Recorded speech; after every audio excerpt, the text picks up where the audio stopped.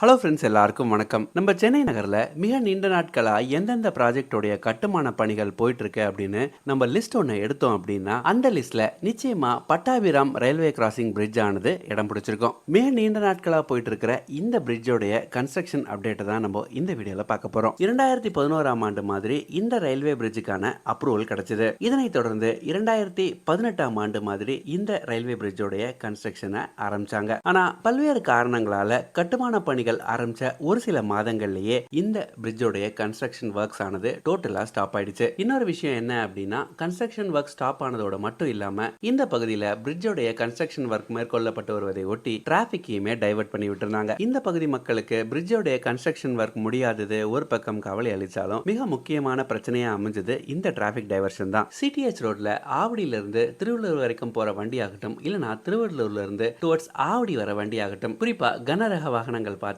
அப்படின்னா ஸ்ட்ரைட்டா வர முடியாத ஒரு சூழ்நிலை ஏற்பட்டது. கிட்டத்தட்ட ஒரு 5ல இருந்து 6 கிலோமீட்டருக்கு டைவர்ஷன் எடுத்து மறுபடியும் அவங்க சிடிஹெச் ரோடுக்கு வந்து ஜாயின் பண்ற ஒரு சூழ்நிலை ஏற்பட்டுச்சு. சிடிஹெச் ரோட் அப்படின்றது நம்ம சென்னை நகரில் one of the busiest roads ஆகும். நாள் ஒன்றுக்கு மட்டுமே கிட்டத்தட்ட 1,00,000 வாகனங்கள் இந்த சாலை வழியா கடந்து செல்லுது. இந்த ப்ராஜெக்டை பொறுத்தவரையில குறிப்பிட்டு சொல்ல வேண்டிய ஒரு விஷயம் என்ன தெரியுங்களா? நம்ம சென்னை சென்ட்ரல் ரயில்வே ஸ்டேஷன்ல இருந்து பட்டாபிராம் சைடிங்க்கு ஒரு நாள் ஒன்றுக்கு 15ல இருந்து 20 ரயில்கள் மட்டுமே இயக்கப்படுது. இப்படி குறைந்த அளவு ரயில் சேவை இயக்கப்படும் இந்த ட்ரெயின் ரூட்ல தான் இந்த லெவல் கிராசிங் அமைஞ்சிருக்கு. ஒரு 15-20 ரயில் வண்டிகளுக்காக லட்சக்கணக்கான வாகனங்கள் தினமும் இந்த ரயில்வே கிராசிங்ல நின்னு போற ஒரு சூழ்நிலை இருக்கு. ஒவ்வொரு முறையும் இந்த வழியா ரயில் கடந்து செல்லும் போதும் கேட் போடப்பட்டு சென்னையுடைய ஒன் ஆஃப் தி பிஸியஸ்ட் ரோட்ல கியூல நின்னு போறத நம்மளால பார்க்க முடியுது. இந்த ப்ராஜெக்ட் ஆல்மோஸ்ட் செல்ஃப் பண்ணிட்டாங்க, இல்லனா கை விட்டுட்டாங்க அப்படின்னு ஒரு சூழ்நிலை இருந்து வந்த நிலையில கடந்த ஒரு 7-8 மாதங்களா இந்த ப்ராஜெக்டுடைய பணிகளானது பாத்தீங்கன்னா மிக வேகமா